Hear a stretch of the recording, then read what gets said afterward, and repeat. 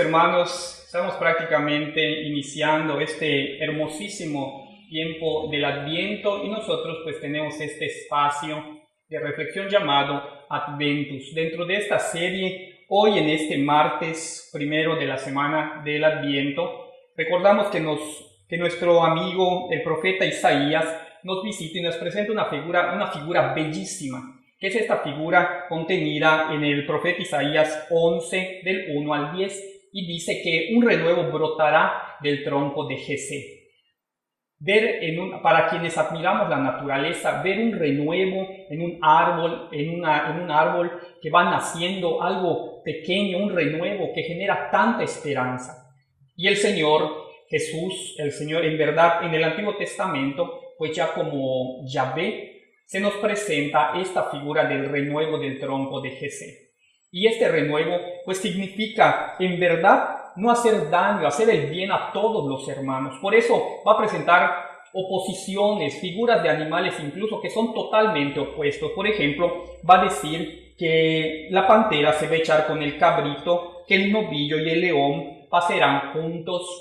Y hermanos, una de las misiones de nosotros es precisamente el hecho de generar el bien en los demás y no olvidarnos que el auténtico evangelio que predicamos es aquel que se encarna en nuestras obras de caridad. Si las obras de caridad no existen, no podemos nosotros vivir plenamente este evangelio del Señor. En el evangelio, Jesús bendice a su Padre y le va a decir: Padre, te bendigo, porque estas cosas de salvación se las has revelado a los sencillos, a los humildes, a los que quieren hacer el bien. Y hermanos, qué tan sencilla es obtener la salvación cuando uno está dispuesto a hacer el bien al otro.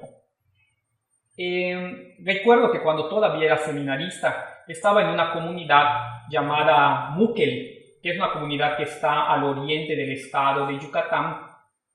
Y me acuerdo que este matrimonio me quería mucho, cada semana los veía.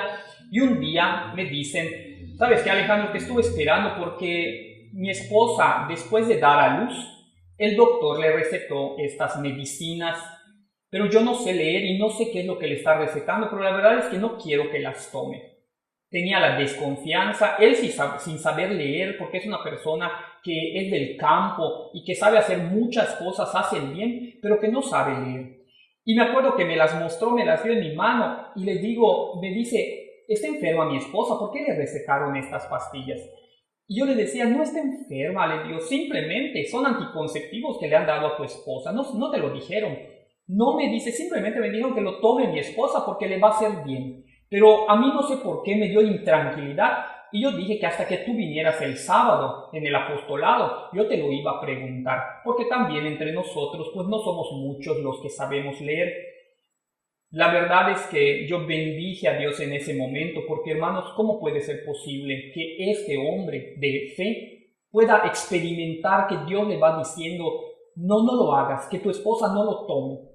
Pudo haberle dicho a su esposa: toma estas medicinas, haciéndolas pasar por medicinas cuando en realidad no lo son, porque los anticonceptivos no son medicinas en cuanto tal, porque no sanan el cuerpo. Y Dios a él le dio la sabiduría de aquellos que están llenos de Dios. Y entonces a mí me consulta, y yo recuerdo que en esa ocasión yo fui a hablar con el médico de esa comunidad y yo le reclamé y le dije: ¿por qué al menos no les dices que son anticonceptivos los que tú le estás recomendando? Y él me dijo de una manera triste, porque en un estudiante, en un doctor, en un profesionista, le decía: es que ellos nunca lo van a entender porque son ignorantes. En realidad, el ignorante era él.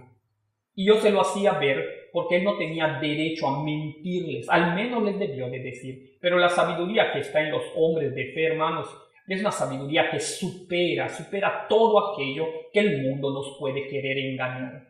Y yo estoy seguro, y también en ti, que es posible que por la gracia del Señor que vive en ti, que tú hagas el bien, siempre, porque el bien siempre nos va a llevar a la salvación. Deseo que en tu casa, en tu familia, puedas hacer siempre el bien. Recuerdo que en las apariciones de Garabandal, que es en España, en Santander, España, muy cerca de Santander, donde dice la Virgen les decía en el primer mensaje de Garabandal, le decía María a las 4 niñas, ante todo hay que hacer el bien. Y hermanos, hacer el bien para las personas que amamos a Jesús resulta totalmente satisfactorio, placentero, porque hacer las cosas que hace el Señor siempre nos dan deseos de vida y vemos la vida en los demás. Yo te invito a que en tu casa, con tus amigos, en el trabajo, hazles el bien, porque hacerles el bien significa que tú estás instaurando el reino de Cristo. Te envío mi bendición y mi corazón, ¿verdad? Que palpita fuerte por la palabra de Dios y que Dios nos permita, yo como sacerdote y tú como fiel hermano, predicar y dar a conocer al Señor. Te envío mi bendición.